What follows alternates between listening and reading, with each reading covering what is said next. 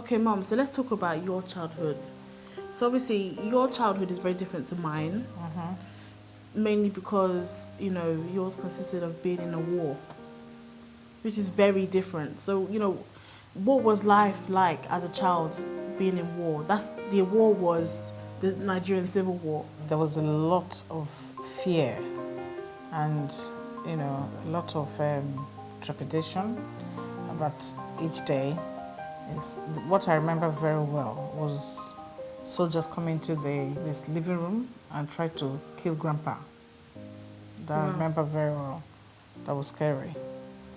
What did they do? What did they say? And they said they were sent to kill all army officers. And Grandpa was not an army officer. He was a civil servant. He was a civil servant. And they wanted to kill him by all means. They were bent on. And my grandma, I remember very well. She was there. She was screaming, shouting. Your grandma? Yeah, my grandma, your great grandma. Okay, so Grandpa's mum? Yes. Okay. So please don't kill my son. He's my only son. Oh, look at my hair. My hair is, all white. She was saying in Igbo? Yes. So how would you say in Igbo? Pico, and then the soldiers were not obviously listening, and they shot. I could hear the gun. They shot into the ceiling, and that was scary. All we could hear was gunshot, shelling. All you just hear morning to night is gunshot, loud bangs. And then people come and tell Grandma and Grandpa's stories to say, oh, they gathered many people into a certain field and sprayed them, and they're all dead. And I said, oh my God. And nobody knew where anybody was. Grandma said she didn't know where her father was. But later, she was told, according to her, that her dad was among the heap of people that were sprayed with machine gun, and that he just managed to survive because of blood all over his body. So they thought he was dead? They thought he was dead. So he now managed to, slip away in the middle of the night and ran away to the nearby village. Where did you run away to and how did you get there? We walked. It's amazing how we walked. It's incredible. Because no roads are such, so no soldiers can come. So it was there. in the middle of the forest? Exactly, literally. Mashine, that is my grandma, had a relative there who told Grandma to run to that place. So what happened with like food and schooling? Yeah, I'll tell you what I remember very well. When we got there, and then we were very hungry, and I remember very well. And then the people who came to meet, who we stayed with in Achala, boiled yam. I remember that very well. And because we're not used to yam and palm oil, but we were so hungry, we had to eat it. We had to yam and palm oil. It was like a daily thing, hunger, pangs, wanting to know what we're going to do, how we're going to eat. The grandma, always said to us, don't worry, something will come up, we'll get something to eat. So tell me about, the emotions you went through as a child, going through the pain, the pain of, uncertainty, worry, whether you're going to die or not. Because Grandpa said, I did say to them that, I was crying. I would say, oh, Grandpa, are we going to die? You'd ask him, are we going to die? Exactly. So Grandpa said, that's terrible. Yeah, so Grandpa, are we going to die? So I was shaking, I was afraid. And, because of the constant gunshots, it was just, the windows of the house were constantly shut. We couldn't go out. But I heard that many people died. They killed a lot of Asaba people. There's a memorial that's talking about now, they're going to erect to kind of, remember the dead, how they killed them, So some of your uncles died? The only person I can remember is Grandma's younger brother. I don't know about the other one. Yeah, the other one, they didn't even find, I don't think they even found his body. Fathers were killed, sons were killed. So if they came into a house, for example, according to what I was told, they would kill the father and then they kill the son. Or they would tell the father, dig a hole, put your son there, shoot your son yourself, and then they would tell the father, enter, and then they would kill the father. Such barbaric behavior. So what was your granddad like? My granddad? As a person? He's a very strict guy, typical old school. He was a teacher in a secondary school. He taught French, so he spoke French. How did he learn French? He taught himself. That's what Grandma will always say. He taught himself French? He taught himself French. Wow. Real educationist and likes, everybody to do well, education-wise.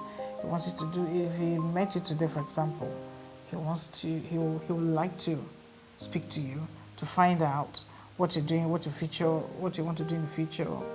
You know, he likes to know everything regarding your education, how well you're doing, how well you're going to do. So what was your grandma like? She was really nice, very sweet, always wanted us to be around her. If it was possible for her to have us around her all the time, she'd be very happy. She's very generous. She likes people coming into the house, you know, the house grandpa built for her. Normally she sits in front. If anybody passing by, she would tell the person, come and have some food. I want you to come and eat. Well, even if it's like a stranger? Yeah, if you just believe, most likely if she knows you, and then if you're a stranger and you're saying you're hungry, she will bring food out for you. That's how she is. She's very generous. Do you miss her? I do, because she's very lovely. She sounds like an interesting woman. Yes. She almost reminds me of me. You know how you said about how she had like a distant relative somewhere, like a connection. That's the reason why you guys were saved during the war. Yes, exactly. So that's, people always say to me, oh, for me, you always know loads of people, you have different connections in different places. That almost reminds me of me a little bit. Since your childhood is very different to mine, what do you think, you know, were the main other, apart from the war obviously, what are the main differences do you think growing up in Nigeria is like and growing up in the UK is like? I suppose growing up in Nigeria, it takes a whole village to bring up a child, yeah?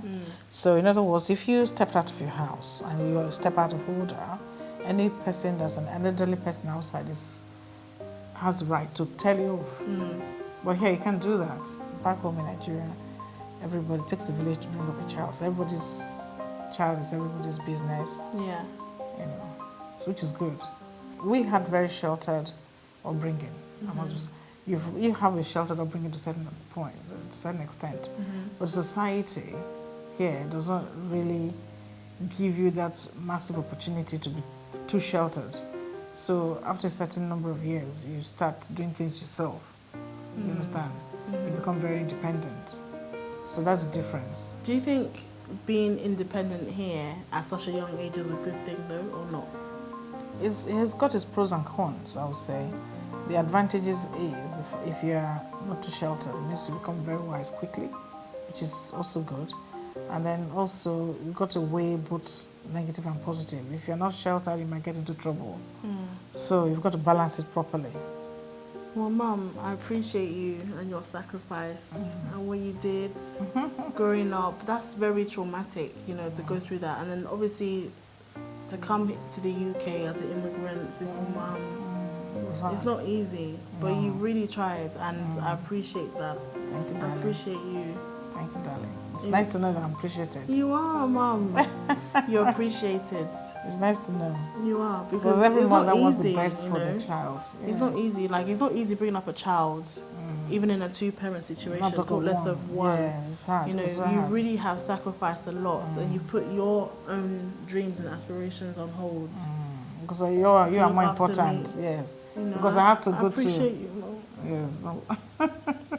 Wonderful. You know, because I want the best for you, darling. I appreciate you. I want the best for you. That's why I had to do that. I had to do this to you. To me, appreciate you. You're more important than you're more important than anything else in my life. I would say you come first, and you know, I don't know what I would have been without you. So you just make my life complete. Absolutely.